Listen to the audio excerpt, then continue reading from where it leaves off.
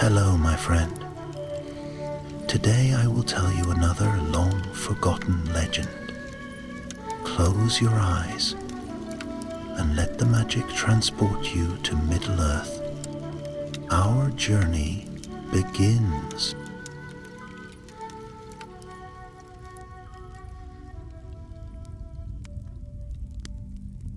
The year was drawing on toward autumn, and the greenwood lay hushed beneath its roof of turning leaves. Strange whispers stirred among the woodmen who dwelt on the western banks of the great forest.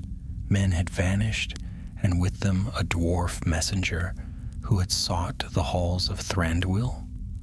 By night, hunters spoke of a baleful glow, a flame of emerald hue flickering upon the hill of Amonlanc, the dread stronghold that men now named Dol Guldur. None dared draw near, for the necromancer's shadow still poisoned that land, though some among the wise began to move openly against him. It was then that Gandalf the Grey rode down from the north. His cloak was road-worn, his hat travel-stained, yet his eyes shone keen and restless, as though they saw both peril and hope in all things. He came first to Rhosgobel, where Radagast, his brother among the Istari, kept watch on birds and beasts. There Gandalf heard the tidings clear. 3 woodmen, stout and brave, had not returned from their forays near the southern borders, and a dwarf of the Iron Hills, bearing letters for Thranduil, had vanished also. Some swore they were drawn into Dol Guldur itself, for beneath the towers a sickly green fire was said to rise, flickering like the breath of some imprisoned spirit. Gandalf listened in silence. He had long mistrusted the fortress and the one who dwelt within, though many still doubted that the necromancer was more than a gathering of sorcery and fear. Yet Gandalf knew better. He remembered Thrain, son of Thror, lost in those pits, and the dark ring taken from him. The thought weighed heavy upon his heart. Not many days after, the White Council gathered.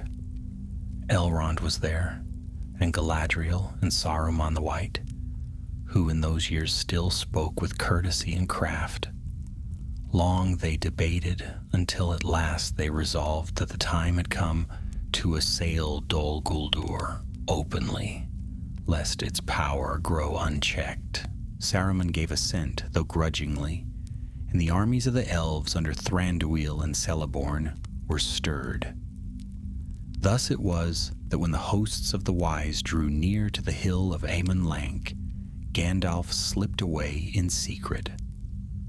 While great captains prepared their banners and lines of march, he took with him but a handful of Thranduil's scouts and crept through the outer woods. His purpose was not conquest but rescue, for he feared that ere the final assault fell, the prisoners would be removed or slain. Through thickets dark as night they passed, treading soft as foxes among roots and brambles. At times the ground quivered beneath them, for strange sorceries worked within the hill, and the air tasted of iron and ash. By moonlight Gandalf saw far ahead a shimmer of green, pulsing as though it were a beacon. His companions muttered, for never had they seen fire of such hue. When at last they drew near, Gandalf bade the scouts remain behind. Alone he walked into the shadow of Dol Guldur, leaning upon his staff. The walls loomed black, scored with ancient scars, and the towers above were broken like teeth, gnawed by time. Yet from cracks in the stone, thin threads of emerald light seeped, as if the fortress itself bled that unholy fire. Low chants echoed from within, harsh voices, neither wholly of orc nor of man. Gandalf pressed on, passing beneath a sundered gate, where the stones were carved with sigils that writhed when touched by moonlight. Down crooked stairs he went, deeper into the belly of the hill. There the air grew foul and heavy. until he came to a hall of iron doors. Upon each was set a ward, glowing with a green flame. The doors stood closed, yet behind them Gandalf heard voices. Some cried in fear, some muttered in broken tongues, and some were silent altogether. He laid his hand upon the nearest door. The flame flared bright, and a voice hissed in his ear, familiar, agonized, and gone in a breath. It was the echo of Thrain's last cry. Gandalf drew back with a shiver. This was no mere light, but a net of Morgul craft, wrought to bind flesh and spirit alike. As he pondered, there came a shuffle from the far end of the hall. Out of the gloom staggered a figure, a man of the woodmen, it seemed, his face pale, his eyes wide with fear. "Help us, Lord," he whispered. "They will come for us soon." He reached out a trembling hand, but Gandalf's keen gaze marked the flaw. The man's shadow wavered against the wall, though no flame was near. His eyes, when they lifted, were too dark, too steady. In that moment, Gandalf knew the truth. Here was no woodman, but a servant of the enemy, cloaked in deceit. The false prisoner lunged, and from his mouth broke a cry like a hunting horn. All at once the green flame leapt high, spilling from the wards, and the hall was filled with its sickly glow. Gandalf set his staff before him, sparks crackling along its length. "So," he murmured grimly, "the snare is laid indeed." And in the deep places of Dol Guldur, the first alarm was raised. The cry of the false woodman echoed like a trumpet blast through the iron halls, carried on a current of foul air. In its wake, the green fire leapt upon the doors, kindling brighter until the whole passage glowed as if bathed in ghostly lantern light. Gandalf's heart sank, for the trap had sprung more swiftly than he hoped. Still, the gray pilgrim was not one to falter when need was sharp. He drove the ferrule of his staff hard upon the flagstones, and a flash of white fire burst forth, shattering the cry into 1,000 whispers. The impostor reeled, his face twisting, melting away into its true shape. An orc of Dol Guldur, lean and cruel, clad in rags that still smelled of the woods he'd haunted. Its eyes gleamed with malice as it drew a curved knife. "Too late, gray fool," it hissed. "They come for you now." Gandalf did not answer. With a quick step forward, he swung the staff in a sharp arc, and the weapon of the orc clattered from his hand. The creature crumpled, but its work was done.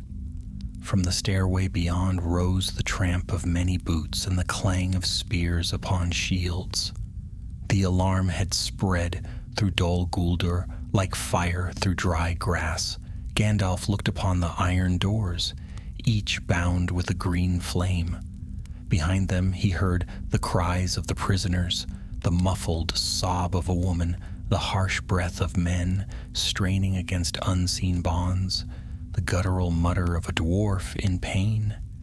His purpose was clear: to free them or all would be lost. Yet the wards before him were cunning, wrought by sorcery steeped in the Nine's malice. They would not yield to strength of hand alone. He knelt swiftly before the first door, speaking words in the high tongue of the Eldar, words that bent and twisted against the spell. The green fire flared in answer, hissing like a serpent disturbed. Gandalf felt it press against his will, whispering of despair, of futility, of the last cries of Thrain long ago. But he pressed harder, pouring his strength into the counter-charm, until the fire faltered and the ward gave a sharp crack. The door swung wide. Within crouched 2 woodmen, their faces pale, their eyes clouded as if with sleep. Chains did not hold them. Instead, coils of the green flame itself were wound about their limbs. clinging like ropes of smoke. With a cry, Gandalf raised his staff, and sparks of white fire flew forth. The bindings hissed and shriveled, vanishing into the dark. The woodmen slumped to the floor, free but weak, and Gandalf urged them to their feet. "Come quickly," he said, his voice low but stern. "You are not lost yet." But even as he spoke, the pounding of feet drew closer. Orc voices rose in guttural shouts, and the scrape of iron upon stone echoed from both ends of the passage. There was no time for all the doors, yet Gandalf's eye fell upon the one at the hall's end, where the flame burned brightest of all. Something stronger, more vital, lay behind it. He hurried to it, lifting his staff high.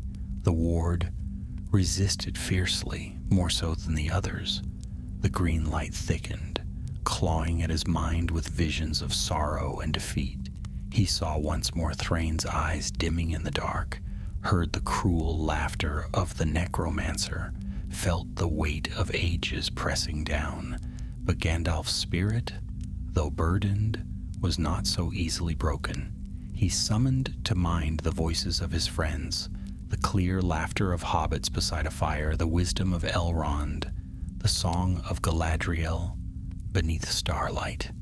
Hope flared within him, and with a cry he struck the door with his staff. The ward shattered, bursting apart like glass. The door flew open, and there within knelt a dwarf, broad-shouldered despite his weariness, with a shorn beard and wrists raw from the flame's coils. His eyes, though heavy-lidded, gleamed with stubborn fire. "By Mahal's hammer," the dwarf gasped, "you are no orc." "Nay," Gandalf said swiftly, breaking the bonds about him. "You are free now? Can you walk?" The dwarf staggered upright, leaning on the wall, but managed a nod. "Aye, battered, but not broken." Already the noise of pursuit was thunderous. The passage shook as orcs charged nearer. Gandalf gathered the dwarf and the two woodmen to him, motioning them down a side stair that led deeper into the hill. "We cannot hold this way," he said quickly. "Come, follow me." Down they went, the green fire still flickering behind them, until they came into a tunnel where the air was damp and foul. Here webs hung thick across the walls, glistening with slime. The woodmen shuddered, for they knew what laired in the deeps of Mirkwood. From the shadows came the faint scuttle of many legs. Gandalf turned his staff outward, light spilling from its tip. Pale shapes skittered back, their eyes like dull mirrors in the dark. Great spiders, kin to the brood of Ungoliant, had found their way even into the roots of Dol Guldur. "Stay close," Gandalf urged, guiding them swiftly through. Behind them the orcs shouted and a horn was blown. The chase was joined, and the tunnels became a labyrinth of peril. At times the way was blocked by webs thicker than rope, which Gandalf burned aside with fire. At times they stumbled upon pits filled with bones, or chambers where green fire pooled like liquid, casting shadows that writhed of their own accord. At last they paused in a small hollow, where water dripped from the ceiling into a black pool. The dwarf leaned heavily upon his knees, catching his breath. "I am Dain's son of Fror, of the Iron Hills," he said in a low voice. "I was sent with tidings for King Thranduil. They caught me upon the road and brought me here to feed their flame. Long I thought I would never see the sun again." "Your tidings must wait," Gandalf said. "Our task is to leave this accursed place alive.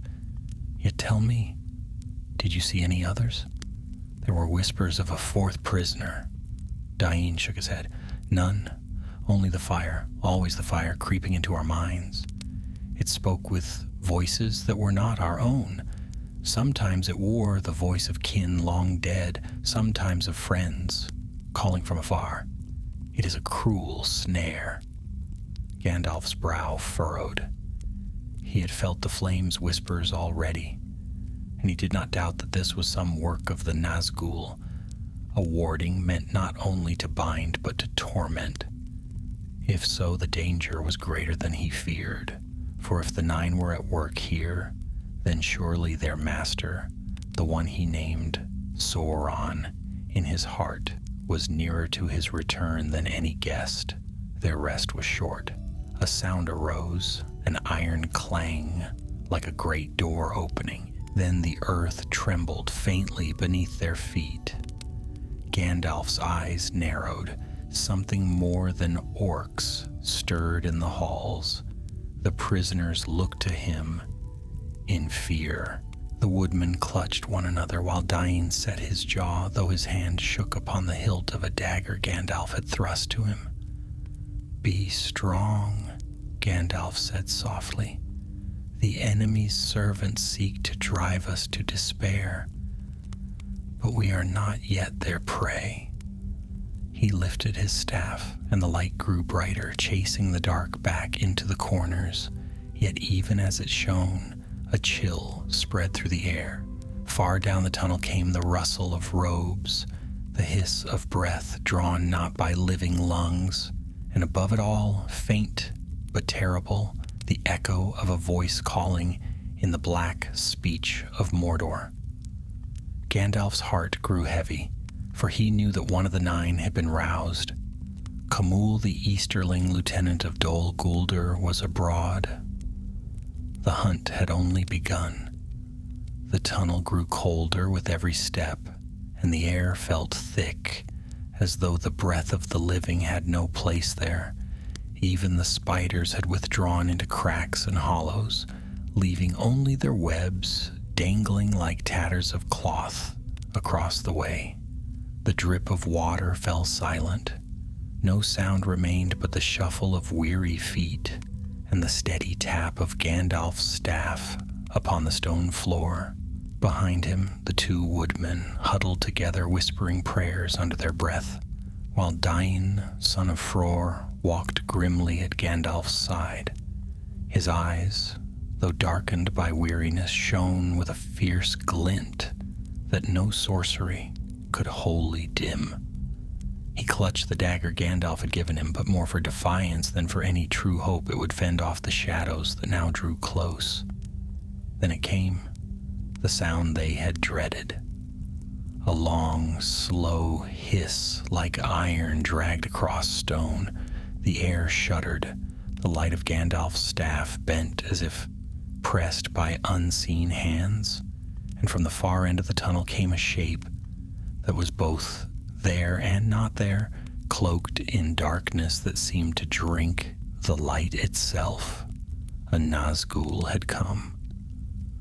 The woodmen cried aloud and fell back, their courage breaking. Dain stiffened, his knuckles white on the dagger. Gandalf himself drew a deep breath, steadying his will, for he knew this servant well. Khamul the Easterling, second among the nine, master of Dol Guldur, in the necromancer's absence. His presence chilled the marrow like winter's touch. "Khamul," Gandalf said, his voice ringing down the passage, "this is not your hour." A laugh came, thin and sharp, as if from a hollow throat. "Gray fool," the wraith hissed, its words weaving like smoke.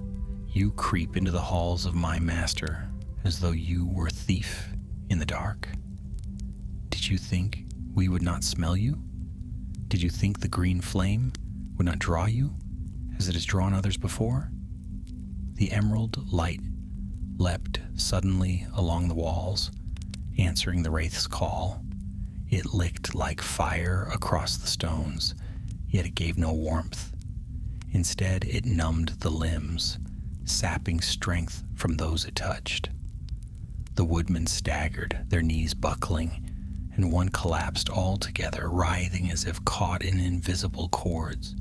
Gandalf thrust his staff forward, and bright white fire burst from its tip, driving the green light back. I came not for your master's secrets, nor for your snares, he said. I came for the innocent you would enslave. They are not yours to keep. The wraith moved nearer, its form swelling until it seemed to fill the tunnel, its unseen eyes fixed upon Gandalf, and the wizard felt the weight of them press upon his spirit, colder and more relentless than stone. Then you shall join them, Khamûl whispered. The flame has many prisoners yet to claim. A rush of wind followed, bitter and foul, and the green fire roared higher, twisting into shapes that writhed like serpents. One coiled about Dain's arm, and he cried out in pain. Though he struck at it with the dagger, the blade passed through as if through smoke, and the flame only tightened. Gandalf raised his staff high, and a surge of white radiance poured forth. The serpent flames recoiled, screeching as though they were living things. For a moment the tunnel was lit as bright as day, and Khamûl's shadowy form shrank from it. But Gandalf knew he could not hold such power forever, not alone, not so deep within the enemy's stronghold.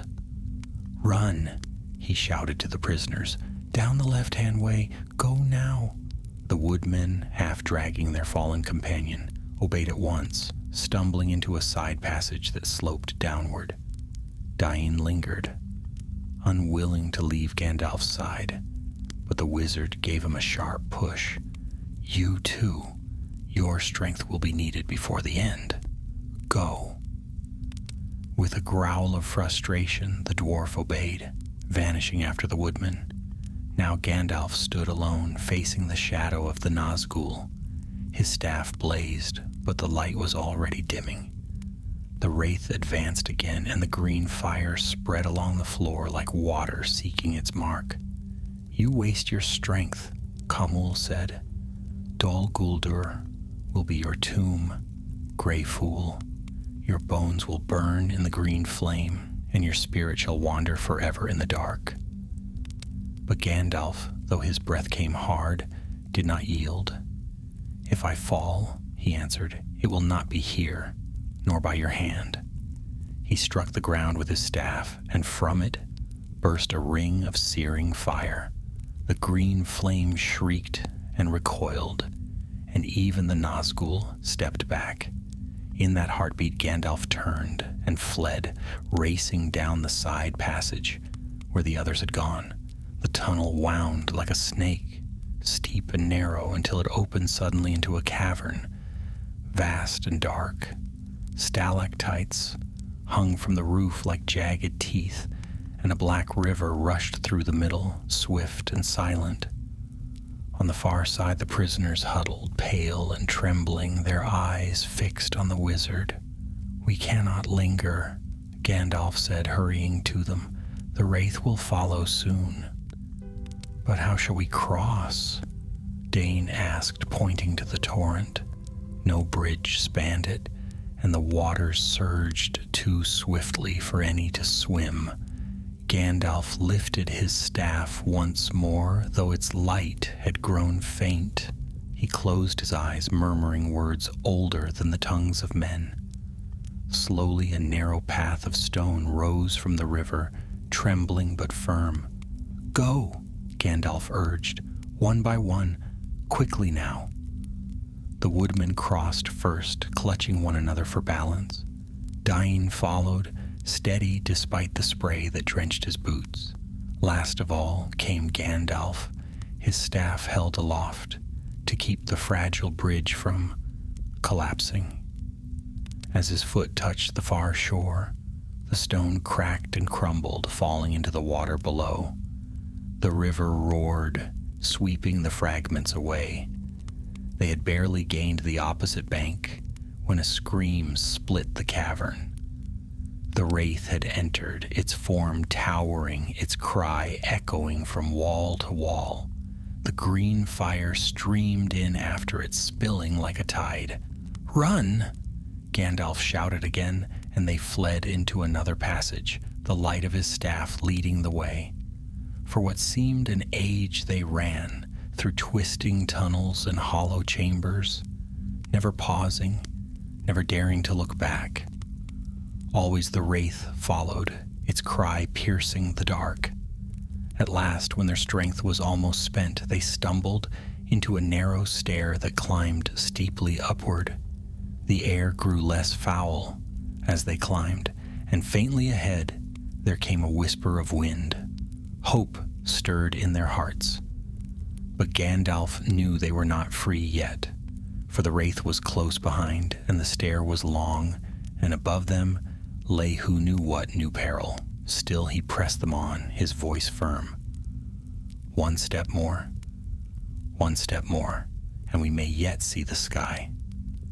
And though the green fire licked at their heels, though the cry of the Nazgul rang in their ears, they obeyed. Upward they climbed, chasing the promise of light, as the shadow of Dol Guldur pressed ever nearer. The stair climbed endlessly, carved into the living rock like the ribs of some ancient beast. Each step was worn smooth by the passage of many feet, though none of them friendly. The prisoners stumbled often, their breath rasping in the close air, but Gandalf urged them on, never letting them falter. Behind them rose the echo of pursuit, iron-shod feet, the guttural cries of orcs, and always that shrill wail that froze the marrow, the voice of Khamul nearer with every moment. "Do not look back," Gandalf commanded, his staff raised high, casting its light upon the path ahead. "Eyes forward, climb," Dain muttered under his breath as he climbed, each step a growl of stubborn resolve. Stairs upon stairs and doom at our heels.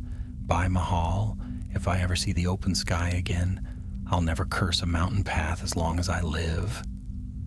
The woodmen made no jest. Their faces were drawn with terror, and they clutched one another as if their very lives hung upon it, which indeed they did. At last the stair ended in a low arch, opening into a wide chamber. The air here was fresher, touched faintly with the scent of pine, carried from some crack above. Gandalf's heart leapt. They were drawing near the outer walls of Dol Guldur, yet the chamber was not empty. A great iron grate barred the way forward, its bars black with rust, but unbroken, sealed fast into the stone. Beyond it lay a sloping passage that led upward, and from far off down that passage came the faintest glimmer of moonlight. "Freedom," breathed one of the woodmen. His trembling hands reached through the bars toward the silver glow. But freedom was not yet theirs. The grate was locked, the key long since lost to them, and already the echo of the wraith drew close. Gandalf thrust his staff against the bars, murmuring words of power. Sparks leapt and the metal shuddered, but it did not break.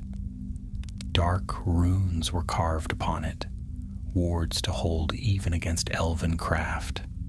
"Curse their cunning," Gandalf muttered. His eyes darted about the chamber, seeking some other way. There was none. The walls rose sheer, slick with damp, unscalable. The grate was their only hope. "Stand back," he cried, lifting his staff again. White fire coursed along its length, brighter and brighter, until the woodmen shielded their eyes. With a cry, Gandalf brought it down upon the lock. The chamber shook with the force, and the bars glowed red. Once, twice he struck, and with the third blow the lock burst apart, shattering in a shower of sparks. The gate swung open with a screech. "Go!" Gandalf commanded. They rushed forward, scrambling up the passage beyond. Moonlight spilled faintly upon their faces now, cool and silver. The night was close, but the victory was short.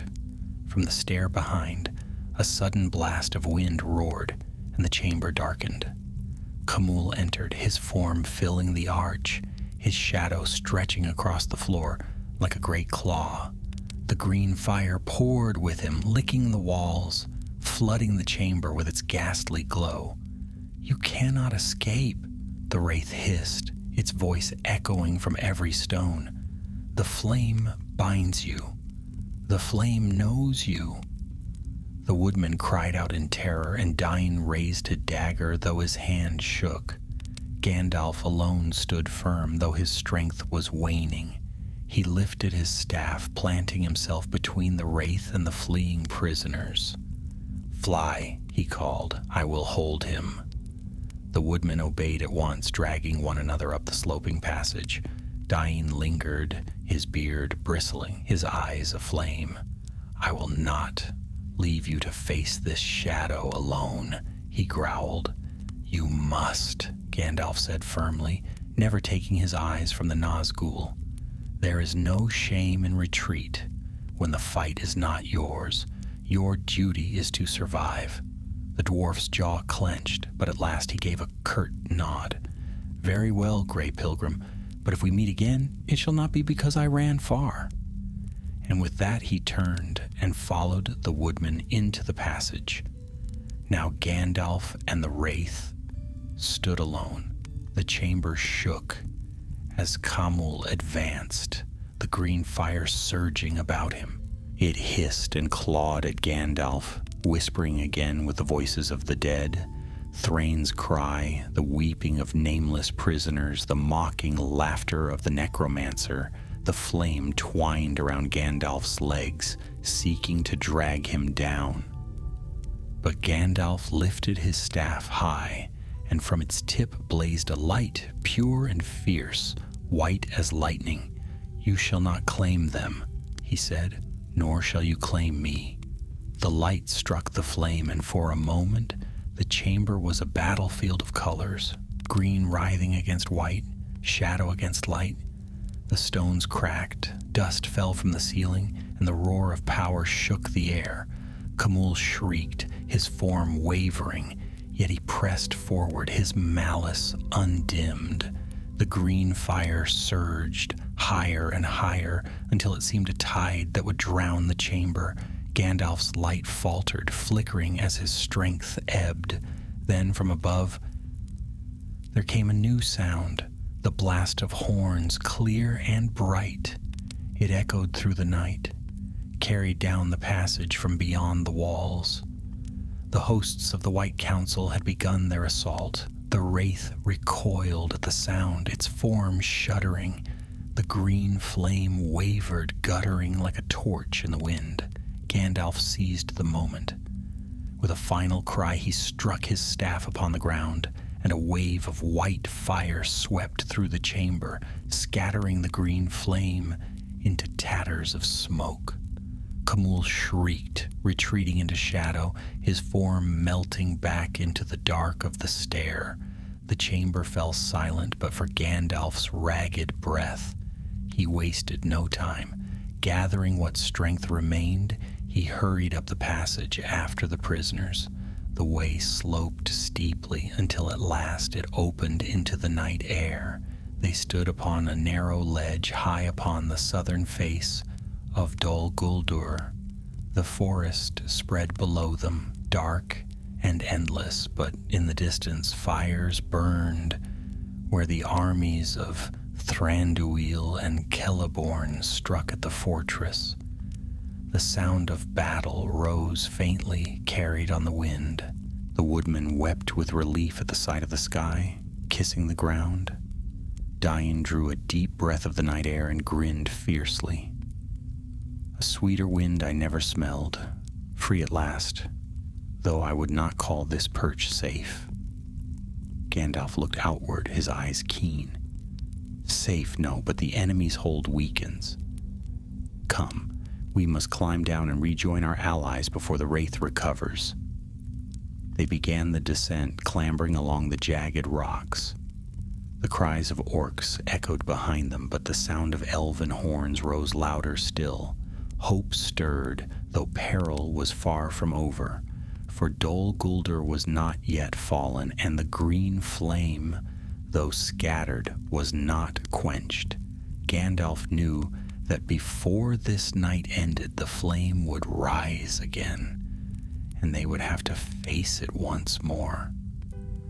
The descent from the walls of Dol Guldur was perilous, for the stones were slick with moss, and the ledges crumbled beneath the weight of their feet. Below them, the forest stretched like a sea of black leaves, broken here and there by the flare of fires, where the armies of the elves pressed forward.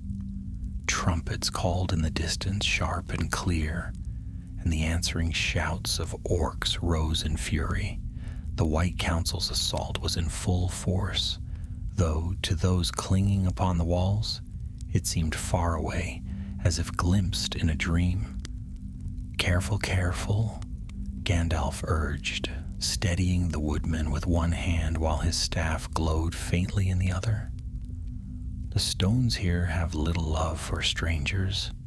Dain followed close behind, his broad shoulders pressed to the rock. Strangers? Ha! These stones were never friends to any dwarf, stranger or no. If I fall here, it will not be by orc sword, but by this cursed cliff. Yet he climbed steadily, teeth gritted, his eyes burning with resolve. The woodmen, weakened by their long captivity, stumbled often, but Gandalf's stern voice kept them moving. Downward they crept, foot by foot, until at last their boots touched the roots of great pines that clung to the hillside. There they rested, hidden in shadow, while above them the fortress of Dol Guldur loomed like a black crown against the starlit sky. The sound of battle came clearer now. Elven horns rang from the north, and from the south the tramp of many feet echoed as Celeborn's warriors pressed through the trees. Torches flared along the walls, and arrows hissed through the night. The fortress trembled with the weight of assault, yet Gandalf knew their peril was not ended. "We are free of the walls," he said, "but not of the shadow. Orcs swarm these woods, and worse than orcs, the green flame is not yet quenched." As if in answer, a flicker of emerald light appeared high upon the battlements. It grew swiftly, rising into a great plume that licked at the night sky. The prisoners cried out, covering their faces, for the light pierced their eyes like thorns.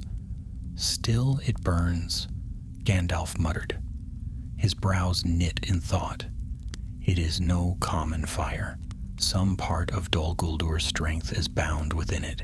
If left unchecked, it may spread beyond these walls, seeping into the forest as poison seeps into water." The woodman shivered, whispering of old tales, fires that crept from tree to tree, voices that lured hunters astray until they were never seen again. Dain spat upon the ground. "Then let us quench it here and now. I would sooner face the flame than spend another night listening to its whispers." Gandalf studied him keenly. The dwarf was weary, yet unbroken, his spirit stubborn as iron. "Perhaps," Gandalf said slowly, "that is what we must do. The council's assault will tear down Dol Guldur's stones, but the flame is a craft of the Nine. Unless it is turned against itself, it will not perish with the fortress." The woodman looked at him in alarm. "Then we are doomed," one whispered. "What hope have we against such sorcery?" "There is always hope," Gandalf replied firmly. "It is small, and it may cost us dearly, but it is not gone." At that moment, the crash of branches announced a company of elves sweeping through the trees. Their mail gleamed in the torchlight, and their bows were bent. But when they beheld Gandalf, their captain cried aloud in gladness, "Mithrandir, by the stars, we thought you lost." The wizard inclined his head. "Not lost, though sorely pressed. These prisoners are under my protection. See them safely to Thranduil's lines." The elves hastened to obey, leading the trembling woodman away into the shadows. Dain lingered.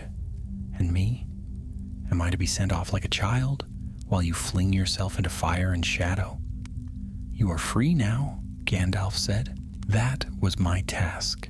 But the dwarf's eyes narrowed. And what of my task? I was sent with tidings for the Elven King. Aye, but I am no errand rider only.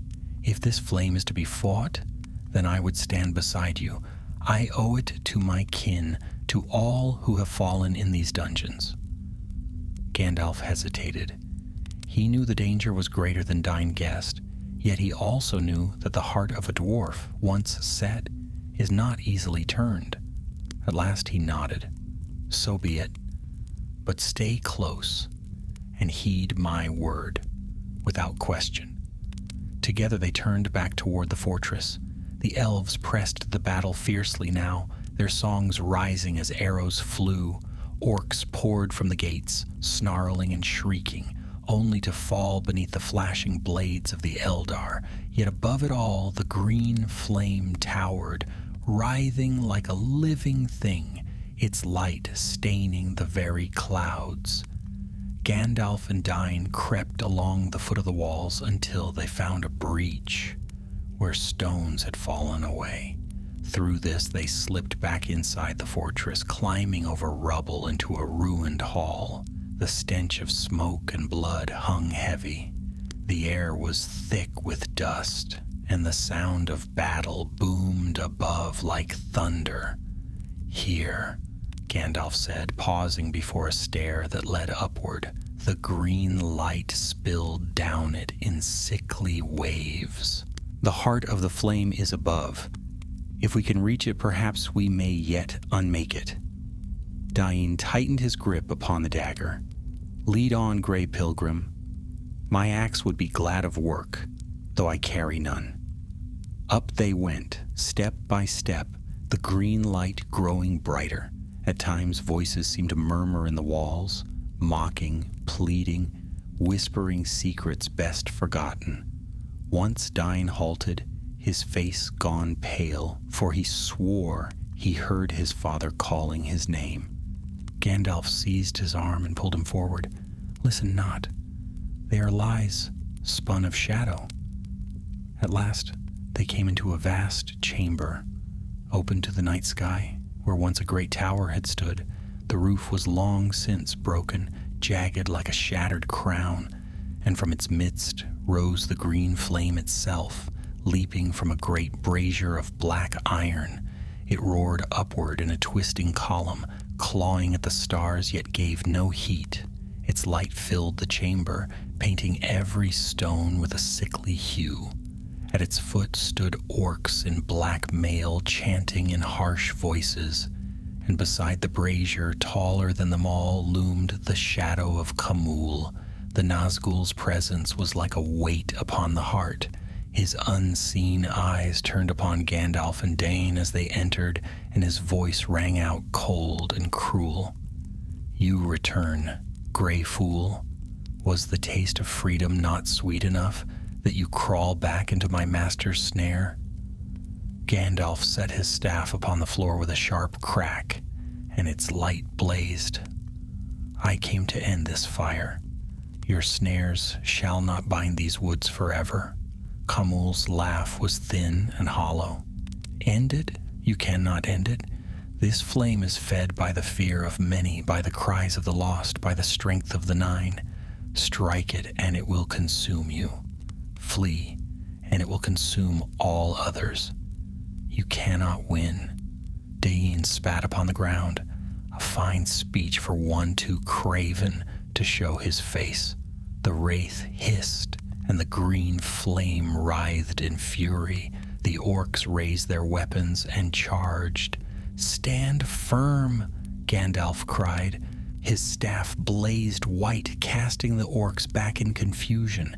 Dain leapt forward with a roar, dagger flashing, and drove it into the nearest foe. Though small against their axes, the blade found its mark, and the orc fell. Another came upon him, and the dwarf wrestled fiercely, grappling with all his might. Gandalf strode to the brazier. The green flame rose high, whispering in 1,000 voices, clawing at his mind. He lifted his staff, but the power of the flame struck him like a blow, driving him to his knees. Visions swirled before his eyes, fields burning, towers falling, friends lost in shadow.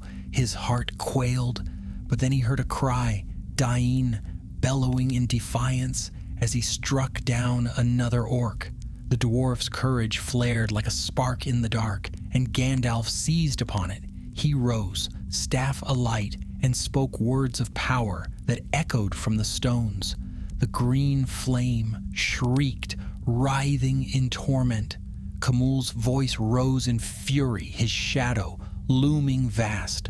The chamber shook, dust falling from the broken crown above. The battle for the flame had begun in earnest. The chamber was chaos. The green flame towered in the iron brazier like a storm-given shape, writhing upward in twisting tendrils that clawed at the broken roof. Shadows leapt upon the walls, grotesque and shifting, as if the very stones had awoken to mock them. The orcs pressed forward in snarling waves, their mail glinting sickly in the light. Dain fought like a mad thing among them, his dagger darting like a serpent, his fists and boots striking when steel alone would not do. But it was Gandalf upon whom the heart of the battle fell. He stood before the brazier, his staff blazing with light, his gray cloak snapping in the wind, conjured by the flame's fury. The voices within the fire swelled, calling to him in tones both sweet and terrible. They whispered of rest, of surrender, of the weariness of long years. They spoke of friends far away, of battles yet to come that would be lost, of the futility of standing alone against the dark. "Give in," the voices murmured. "Lay down your staff. The burden is not yours to bear." For a heartbeat, Gandalf staggered. His limbs trembled, and his eyes burned with sorrow. He saw again Thrain's face in that dark prison, heard his broken voice begging for deliverance. He saw the hobbits of the Shire, laughing in peace, unaware of the storms gathering beyond their borders. He saw fire upon the mountains, shadows spreading across all lands. Yet even as despair closed about him, another cry cut through the roar, the fierce bellow of Dain, son of Fror. The dwarf had thrown down an orc twice his size, driving his dagger home again and again until the creature lay still. Blood streaked his face, his beard was torn, but his eyes burned bright with unyielding flame. "Stand, great pilgrim," he roared. "You are not alone here." The words struck Gandalf like a spark to tinder. His heart steadied. He drew in a deep breath and the sorrow lifted. He was weary, but he was also a servant of the secret fire, and he bore a strength greater than the shadows guessed. Rising tall, he lifted his staff high. "You shall not master me," he cried, and his voice rang through the chamber like a bell. White fire burst forth, striking the brazier. The green flame writhed and screamed, its tendrils snapping back like whips. The orcs faltered, many fleeing in terror at the light, but Camul did not retreat. The Nazgul's shadow swelled, stretching across the chamber until it loomed over Gandalf like a great beast. His voice rang hollow and cruel. "Foolish wizard, do you think a single spark can withstand the fire of the Nine? This flame is bound to us. It is eternal. Strike it, and it will only grow stronger." The green fire surged again, lashing out like a storm of serpents. One tendril wrapped about Gandalf's arm, burning with icy fire. Another struck his chest, driving the breath from him. He staggered, his light dimming. Dain saw and roared in fury. He hurled himself forward, seizing the iron brazier with both hands. His skin blistered, smoke rising as the heatless flame licked at him, yet he strained with all his might. The brazier groaned, iron bending under his strength. "Break, curse you!" he shouted, his voice ragged. "Break!" Gandalf, gasping for breath, saw the dwarf's desperate courage. Summoning the last of his strength, he drove his staff into the heart of the flame. White fire and green clashed in a roar that shook the very walls. The brazier split with a sound like thunder, its sides cracking wide. The green flame shrieked, twisting wildly. For a moment it flared brighter than ever, a pillar of emerald fire that reached toward the stars. Then it faltered, writhing upon itself. The voices within wailed in fury, in fear, in despair. Khamul shrieked also, his form wavering, shuddering like smoke in the wind. "No," he cried, "it cannot be undone." But it was. With a final burst of light, the brazier shattered, and the green flame collapsed. Inward, it writhed upon the floor, shrinking, flickering, until at last it guttered out, leaving only a curl of black smoke. Silence fell. The orcs that remained shrieked in terror and fled, scattering into the fortress. The chamber lay in ruin. The stones cracked, the air heavy with dust. Gandalf stood, trembling, leaning heavily upon his staff. Dain slumped beside the shattered brazier, his hands raw and blistered, his beard singed, but his grin wide. "Well," he panted, "that was a fire worth quenching." But Gandalf's eyes remained upon the shadow that lingered still, for Khamul had not vanished. His form, though diminished, still clung to the darkness, his voice a hiss of venom. "You think you have won, gray fool," the wraith whispered, "but the flame is not ended. Its heart is not here. You have only scattered it. My master gathers his strength even now. He will rise and all your efforts will come to naught." Then with a cry like the tearing of iron, Khamul's form swept upward into the night, vanishing into the winds. For a long moment Gandalf did not move. His eyes were distant, troubled. At last he sighed, lowering his staff. "He speaks half-truths as ever. The flame is broken, but the power that fed it is not destroyed. It will gather again, though not here, not in Dol Guldur. The council's assault has seen to that." Dain wiped his brow with a scorched hand. "Then let it gather where it will. For this day at least we have won." Gandalf looked upon him, and despite his weariness, a smile touched his lips. "I, Dain, son of Fror, for this day we have won." From beyond the chamber came the sound of elven horns, loud and triumphant. The armies of the wise had broken through the gates, their banners shining in the light of torches. Dol Guldur was falling at last. Gandalf turned to the dwarf. "Come, let us leave this place. Our work here is ended, though the greater work lies ahead." Together they made their way down through the crumbling halls, past fleeing orcs and broken stones, until they stepped once more into the cool night air. Above them the fortress of Dol Guldur burned, its towers wreathed in flame, its walls crumbling beneath the assault of the White Council. Yet the green light was gone, and the stars shone clear once more. The woodmen, safe among the elves, cried out in joy at the sight of Gandalf and Dain. They rushed forward, clasping the dwarf's hands, weeping in gratitude. Gandalf raised his staff high, and his voice rang out above the tumult. "Dol Guldur is broken," he cried. "The prisoners are free. The shadow wanes this night." And for the first time in many long years, hope stirred in the hearts of all who heard him, but in Gandalf's own heart, a shadow lingered still. for he knew the war was not ended, but only begun.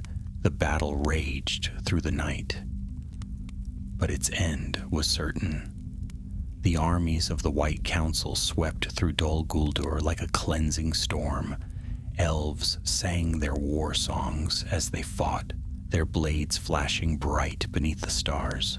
From the south, Celeborn's warriors pressed hard, their shields shining in ordered ranks. From the north came the host of Thranduil, fierce and swift, their arrows darkening the sky. Even Saruman himself had come forth from the wood, his staff a blaze of terrible power as he struck down the towers of the fortress. By dawn, Dol Guldur was broken. The black walls lay in ruin, its gates cast down, its halls empty save for scattered bands of fleeing orcs. The shadow that had lain upon the hill for so long seemed to lift, and the air tasted clean once more. Yet the wise did not linger, for they knew that evil never perished altogether. The necromancer had fled, and though his stronghold was destroyed, his spirit lived on, gathering power elsewhere. In the camp of the elves, a great fire had been kindled, not of sorcery, but of clean wood, and around it the victors gathered. Wounded were tended, prisoners comforted, and food and drink passed among the weary. Gandalf sat a little apart, his cloak wrapped tightly about him, his eyes upon the flames. The light danced upon his face, but his thoughts were far away. Dian, son of Fror, sat beside him, his blistered hands bandaged in clean linen. Despite his hurts, he looked pleased, and his voice was full of vigor. "A fine fight that was," he said, his beard bristling with pride. "I've long wanted to see Dol Guldur laid low. Now I can tell my kin I was there when its black towers fell." "You fought bravely," Gandalf said, glancing at him. "Few could have stood against that flame as you did. Your courage gave me strength when my own was failing." Dain chuckled, though his eyes shone with something deeper than mirth. "Courage? Nay, stubbornness more like. A dwarf does not yield when his beard is singed. But I thank you for your words, Mithrandir." The woodmen, freed from their bonds, came then to Gandalf and bowed low. Their faces were pale from long suffering, but their eyes were bright with gratitude. "You saved us from the fire," said one. "Our lives are yours." Gandalf shook his head gently. "Not mine. Your lives are your own again. Guard them well, for shadows remain yet in this world." Even as he spoke, the leaders of the council gathered nearby. Thranduil stood tall in his gleaming mail, his crown of autumn leaves set upon his golden hair. Celeborn was at his side, fair and stern, while Galadriel's presence shone like starlight, her white gown unsoiled by the dust of battle. Saruman, robed in white, paced restlessly, his staff tapping against the ground. His eyes gleamed with a light that was keen, though not wholly kind. "The fortress is destroyed," Saruman declared, his voice ringing clear. "The necromancer is fled. Let none say that the White Council does not wield power when it chooses." "Aye, he is fled," Gandalf said quietly, rising to his feet, "but not destroyed. Mark my words, he has gone to Mordor. The green flame was but a token of what lies ahead. His strength grows, though he hides it still." Saruman's eyes flicked toward him, sharp as a blade. "Always you speak of shadows in the east, Mithrandir. Yet what proof have you? We have driven him out. Should we not rejoice in our victory?" "We may rejoice," Galadriel said softly, her voice like the song of water. "But we must not grow blind. Mithrandir speaks truly. The shadow is not ended. It only moves. Saruman frowned but said no more. He turned away, his white robe swirling, and those who knew him well saw the anger behind his silence. The gathering broke apart. Thranduil came to Gandalf, his face grave but proud. "You have my thanks, Mithrandir," he said, "not only for your aid in this battle, but for the prisoners you freed. Many of my folk have long whispered of the green flame, though few dared speak of it openly. Now it is gone, and their hearts will be lighter." "It is gone here," Gandalf said, "but it may rise again elsewhere. Guard your borders well, my friend." Thranduil inclined his head, though unease lingered in his eyes. He turned and went among his people, leaving Gandalf once more by the fire. The night deepened. Stars shone bright above the ruins, and the wind carried the scent of pine and ash. Gandalf sat in silence, his thoughts heavy. At length Dain spoke again, his voice quieter now. "You fear what is to come?" he said. "I do," Gandalf admitted. "The green flame was not merely a prison. It was a testing of power, a shaping of sorcery meant to bind the will. If such craft is joined with the strength of the Nine, then when their master rises in full, all Middle-earth may burn." Dain's brow furrowed. "Then what is to be done?" Gandalf sighed, his eyes upon the stars. "We watch, we wait, and when the time comes we must act, though the cost be great. But tonight, at least, we may rest. For tonight the prisoners are free, and Dol Guldur is no more." The dwarf nodded slowly, his fierce eyes softening. "Aye. Rest, then. Tomorrow we march to our own lands. But I will remember this night, Gandalf, and if ever you call, I will answer." Gandalf smiled faintly, and for the first time since the battle his heart felt lighter. He looked into the fire, and though shadows danced upon the flames, they no longer seemed so heavy. So the night passed, and with the dawn the hosts of the elves broke camp, their banners fluttering in the morning breeze. Dol Guldur smoldered upon its hill, its towers blackened ruins, its dungeons empty at last. The forest seemed to breathe again, as if freed from a long sickness. Birds sang among the trees, and shafts of golden sunlight pierced the gloom. Yet though the fortress was fallen, Gandalf's mind was not at ease. He knew that the necromancer's flight was but a prelude to greater peril. The green flame, though broken, had shown him a glimpse of the darkness gathering beyond the mountains, and in his heart he knew that the true battle was yet to come. Still he mounted his horse and rode north with the others, the prisoner safe among the elves, Dain at his side. The road was long, but the air was clean, and for a time at least the shadow was driven back. Thus ended the fall of Dol Guldur and the quenching of the green flame, a victory bright and true, though fleeting. For even as hope stirred in Middle-earth, the enemy was not idle, and the long struggle had only begun. The morning after the fall of Dol Guldur dawned bright and cold. A pale mist clung to the trees, drifting across the forest floor like smoke. Birds called timidly from the branches, testing the air as though uncertain that the shadow was truly gone. For long years Mirkwood had known only fear beneath the hill of Amon Lank, yet now the land seemed to breathe freely once more. Gandalf stood upon a ridge, gazing down at the blackened ruins. The towers that had once risen like claws now lay toppled, their stones scattered across the hillside. Smoke curled upward from the shattered walls, rising into the crisp sky. To many it was a sight of victory, but Gandalf's eyes were troubled. Dain joined him, his cloak wrapped tightly against the chill. His blistered hands were still bandaged, yet his stride was firm.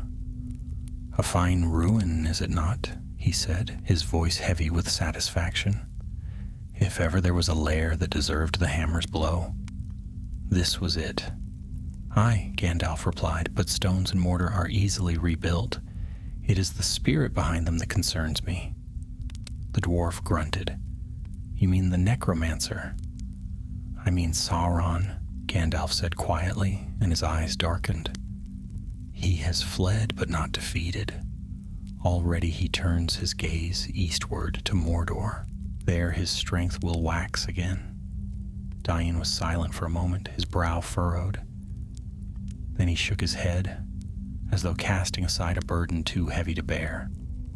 "Well, let him brood in his east for now. We have won a battle, at least. That is more than most men live to say." At that moment, horns rang through the camp. The hosts of the elves were breaking their ranks, preparing to depart. Celeborn's company would return southward to Lorien, while Thranduil's folk made ready to march back to the halls of the woodland realm. The prisoners, weary but alive, were gathered among them, their faces still pale from their long ordeal. Gandalf descended the ridge to join them. The woodman bowed low as he approached, and one, a young man, with eyes still haunted by shadows, stepped forward. "We owe you more than thanks, Lord," he said. "The flame would have devoured us, body and soul, had you not come. What little we have, we offer freely." Gandalf laid a hand upon his shoulder, gentle but firm. "Keep your gifts. What I ask is simpler. Live well, and do not let fear rule your hearts.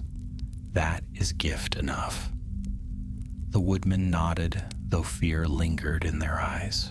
They were brave folk, yet the memory of the green flame would not soon fade. Dain came forward then, standing before Thranduil himself. The elven king was tall and proud, his golden hair bright in the sun, his crown of red and brown leaves upon his brow. He regarded the dwarf with cool eyes, for little love lay between their peoples, yet he inclined his head with solemn respect. "You were taken prisoner within my borders," Thranduil said. "Yet you fought bravely beside Mithrandir, and for that I give you honor." Dain bowed stiffly. "I ask no honor, Elven King, only that the tidings I bore reach your ears. The Iron Hills send word, the east grows restless.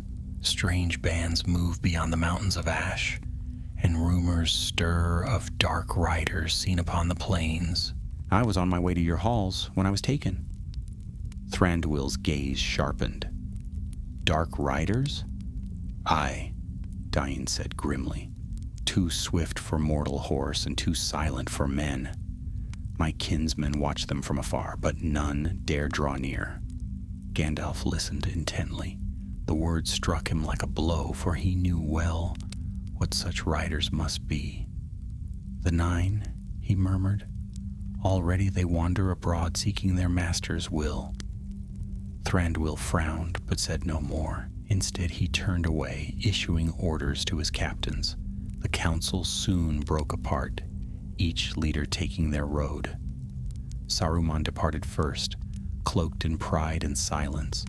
Celeborn and Galadriel led their host southward, their songs fading among the trees. Thranduil's army gathered the freed prisoners and began their march north, banners streaming above them. Gandalf chose to travel with Thranduil's folk, for the woodmen could not yet fend for themselves, and Dain had declared his intent to return to the Iron Hills by way of the woodland realm. Together they set out, the forest dim beneath its ancient boughs, but lighter now that the shadow had been broken. For a time their journey was peaceful. The air was clean, the paths clear of foes, and the birds grew bold in their songs. Yet the shadow of what had been lingered still. The woodmen woke often in the night, crying out in their dreams, haunted by the whispers of the flame. Even Dain, stout-hearted as he was, grew restless, muttering of heatless fire and voices not his own. On the third night of their march, as the company camped beside a stream, Gandalf sat apart, smoking his pipe. The stars glittered overhead, but he felt little comfort in their light. His thoughts turned ever eastward to the land of Mordor and the dark power gathering there. Suddenly he felt a presence beside him. It was Galion, Thranduil's cupbearer, a quiet elf with keen eyes. He bowed slightly. Mithrandir, may I speak? Of course, Gandalf said, puffing gently. Galion sat upon the grass, his voice hushed. There are whispers among the host. Some say the green flame was not truly destroyed. They fear it may rise again, fed by the dreams of those it once bound. The woodmen are troubled, and even the elves dream uneasily. Gandalf nodded slowly. It would not surprise me. Such sorcery does not die easily. It clings like smoke upon the air. But fear not, it has no root here any longer. The flame was scattered, its brazier broken. It may trouble dreams, but it cannot burn anew unless the Nine summon it again. Yet if the Nine ride abroad, Galion said, what is to stop them? Gandalf tapped the bowl of his pipe thoughtfully. Time, perhaps. They are scattered, and their master hides still. But the day will come when they are gathered again. That day we must be ready. Galion bowed, his face grave, and withdrew. Gandalf watched him go, the smoke curling about his head. His heart was heavy, but he said nothing. At dawn, the company set out once more. The forest grew lighter as they pressed north, the gloom thinning, shafts of sunlight piercing the branches. The air grew sweeter, carrying the scent of leaves and earth rather than smoke and fear. The woodmen walked more steadily, hope creeping back into their faces. Yet even as hope returned, Gandalf's unease deepened, for in the quiet of the trees, he sometimes felt eyes upon him, though when he turned he saw nothing, and more than once in the far distance he thought he glimpsed a shadow moving among the trunks, swift, silent, gone in a breath. He told no one, but his hand strayed often to his staff, and his eyes turned eastward. The green flame was gone, but its shadow lingered, and he knew well that their journey was not yet safe. The march north through Mirkwood began with promise. Though the forest was still dark, there was a freshness in the air that had not been felt for many years. The leaves whispered less harshly overhead, and the very earth beneath their feet seemed freer of its old sickness. The woodmen began to speak again of their homes, of the fields they had left untended, and the families waiting in fear for their return. Their voices, though soft, were no longer crushed by dread, yet Gandalf remained uneasy. The green flame was gone, its brazier shattered, but sorcery of that kind rarely vanished altogether. It lingered in whispers, in dreams, in shadows, clinging to the edge of sight. Often, as they pressed along the narrow paths, Gandalf paused, leaning on his staff, and peered into the gloom between the trees. The company would halt, waiting for his word, but he would only shake his head and move on, saying nothing.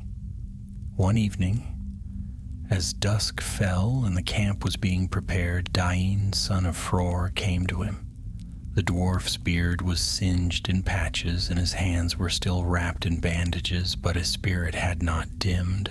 He dropped heavily onto a log beside Gandalf, grumbling as he did so. You watch the trees as though they'll sprout teeth and swallow us whole, he said. What troubles you now, Grey Pilgrim?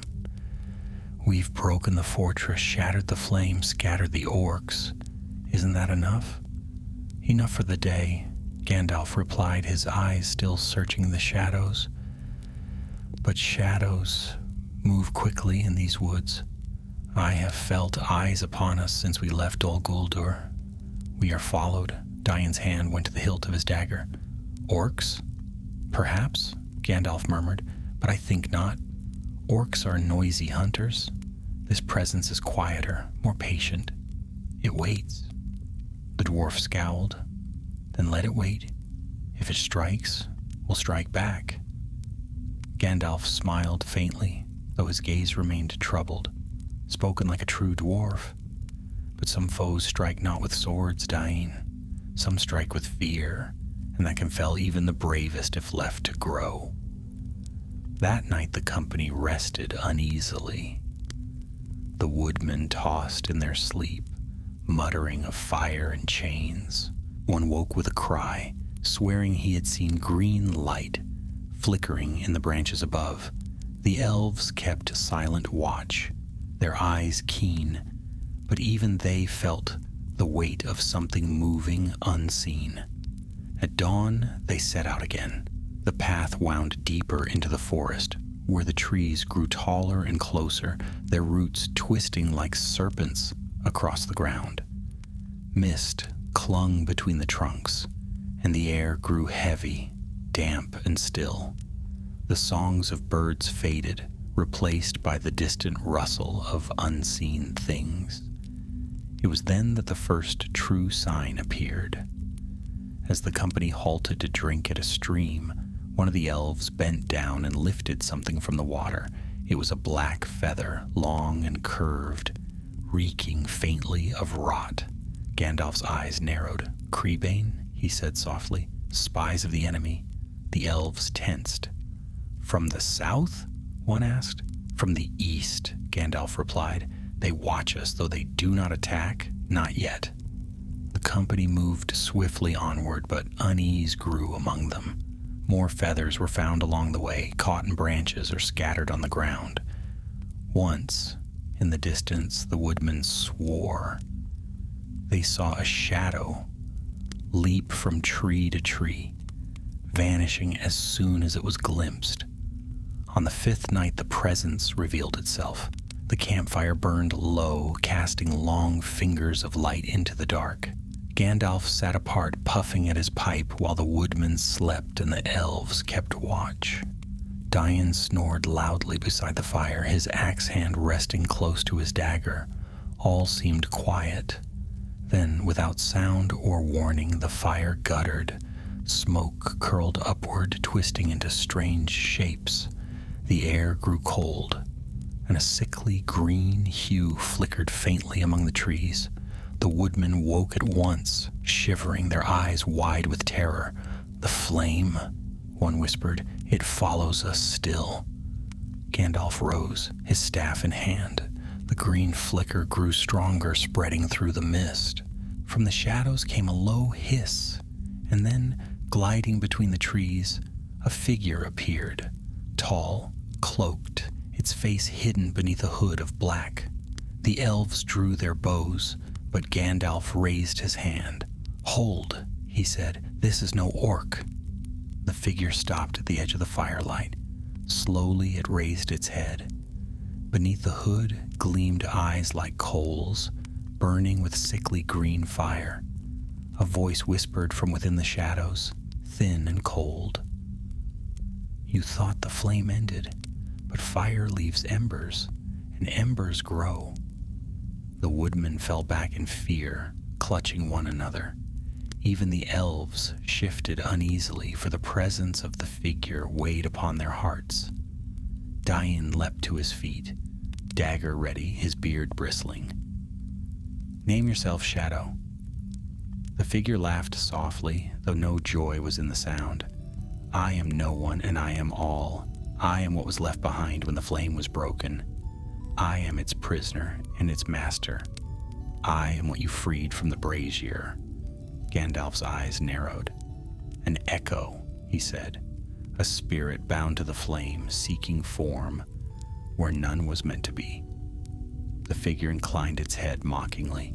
"Call me what you will, Grey Pilgrim. But know this, the flame is not gone. It burns in dreams and fear and memory.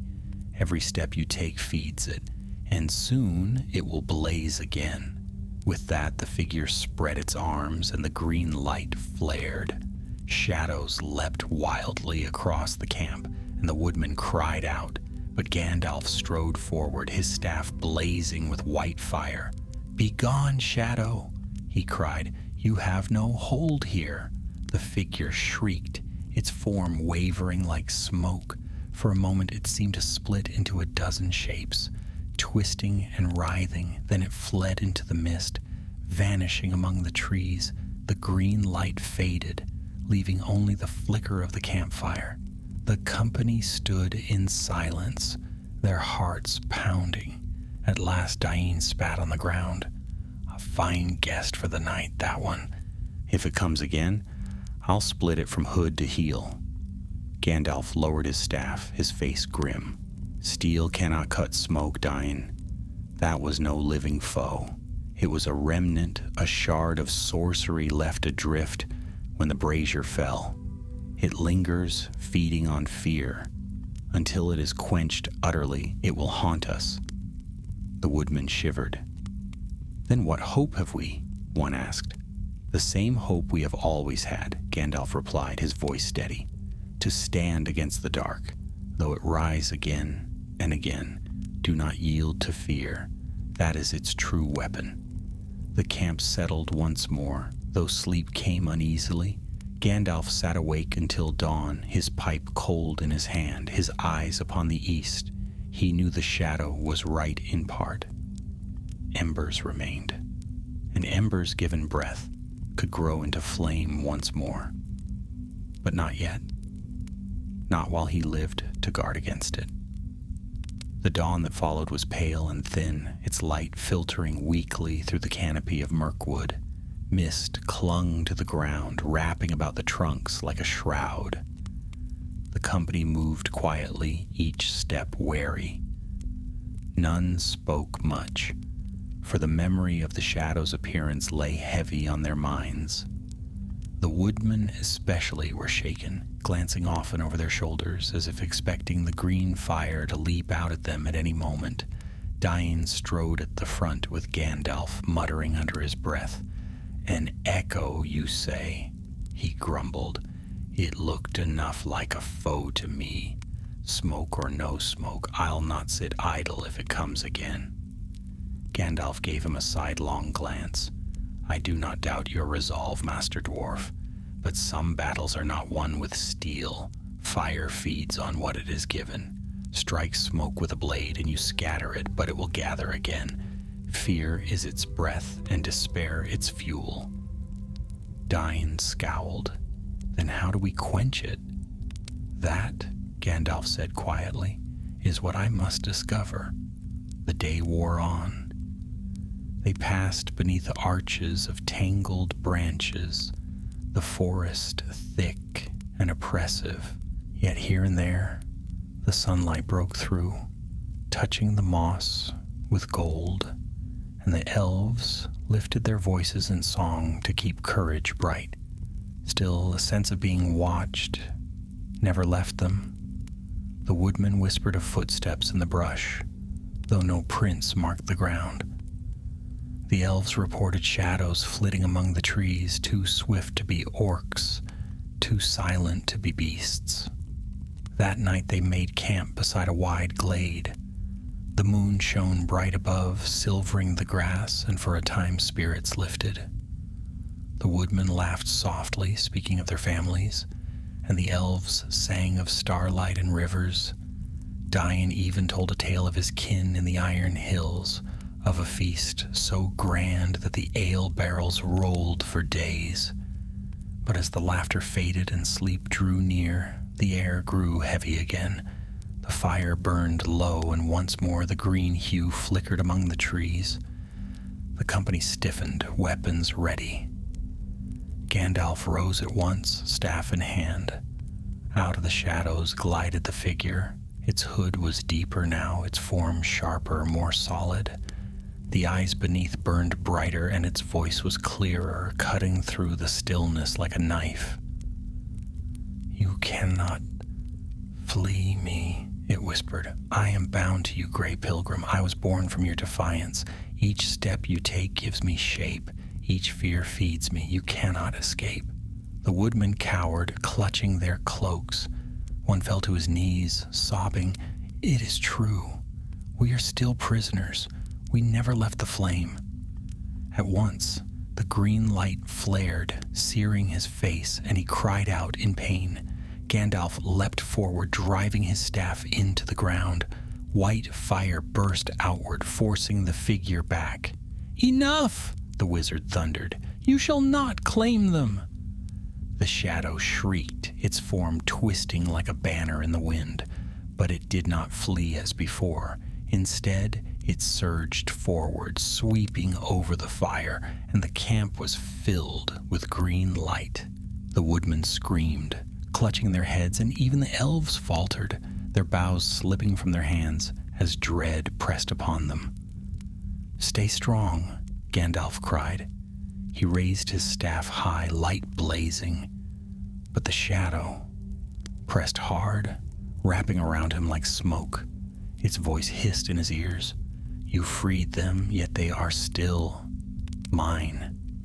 You cannot break the chain. You are prisoner as well, wizard. Prisoner of your own fear."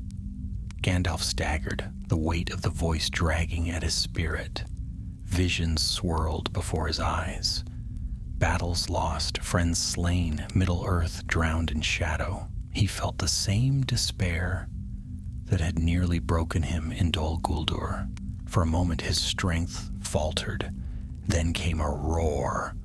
Dain hurled himself at the figure, his dagger raised. He slashed at the shadow, though the blade passed through without wound. Yet his courage blazed bright, and the echo of the flame shrieked, shrinking from his defiance. "Smoke or no smoke," Dain bellowed, "you'll not have him nor any of us." The sight steadied Gandalf's heart. He drew in a great breath and raised his staff once more. His voice rang out in the ancient tongue, a chant of power that filled the glade. White fire poured forth, brighter than moonlight, striking the shadow full. The figure screamed, its hood tearing away to reveal not a face, but a hollow void burning with green embers. The fire flared, then guttered. With a final shriek, the shadow burst apart, scattering into the night like smoke on the wind. The glade fell silent. The fire sputtered back to life, casting warm light once more. The woodmen lay gasping, their faces pale, but the terror lifted from their eyes. The elves steadied themselves, boughs once more in hand. Dain stood panting, his dagger blackened, his beard bristling. "Is it ended?" he asked.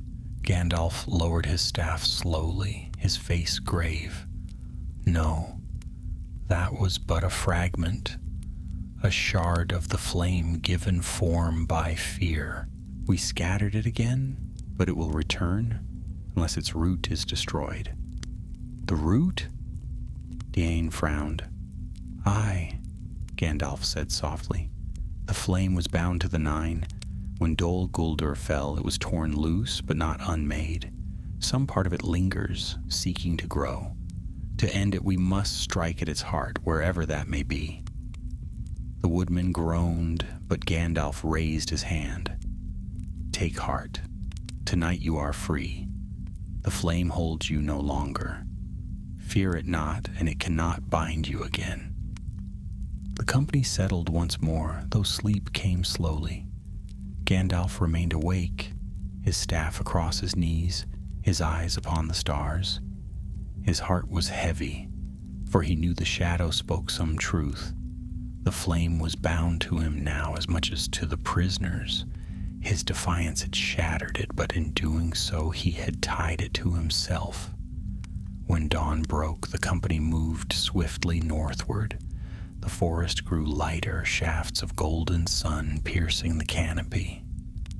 The air smelled of leaves and earth rather than smoke, yet Gandalf's gaze turned often east to where the mountains loomed beyond the trees. For there, he knew, the Nine stirred, and the green flame's true heart awaited. For days they pressed north, leaving behind the ruins of Dol Guldur. The forest grew fairer with each mile, though it remained vast and shadowed. Shafts of golden sunlight pierced the canopy, and the air smelled of damp leaves and earth rather than smoke. Birds grew bolder, singing in the branches, and the woodmen walked more lightly, hope returning to their weary faces. Yet Gandalf knew their trial was not ended. Though the shadow that had haunted their camp was scattered, he felt its presence still.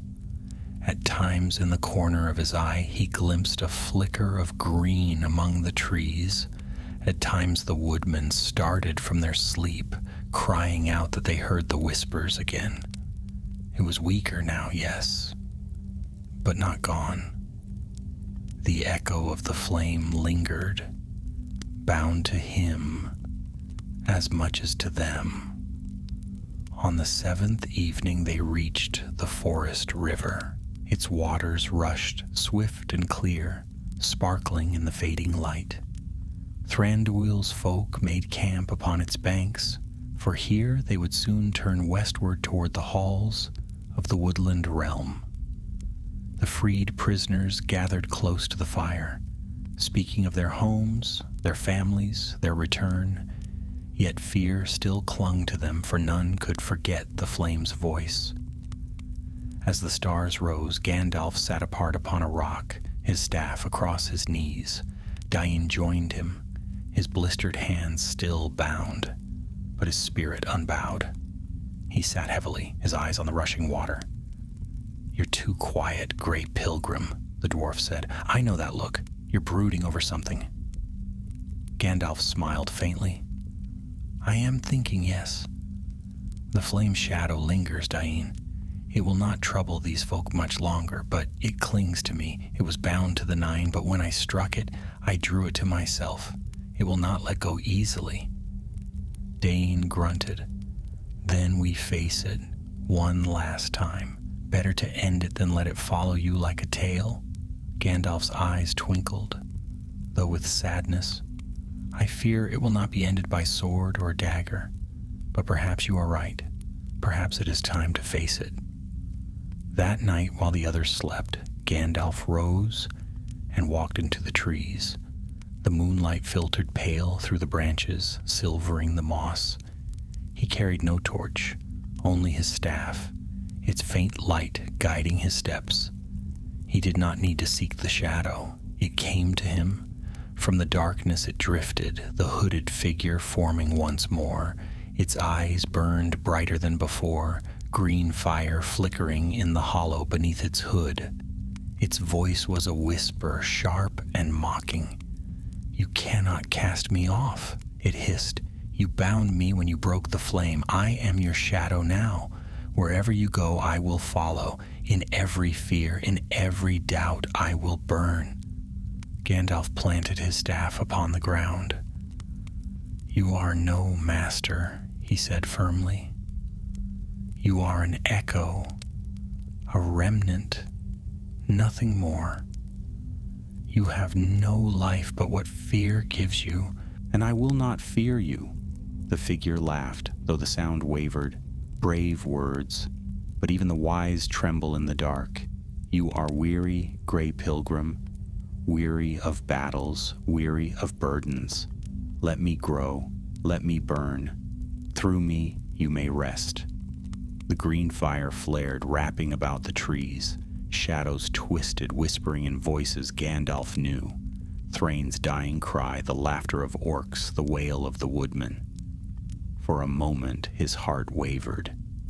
The burden of long years pressed upon him, and the weight of the wars yet to come lay heavy upon his shoulders. Then another voice broke the illusion, rough, stubborn, and fierce. "Gandalf!" It was Dain.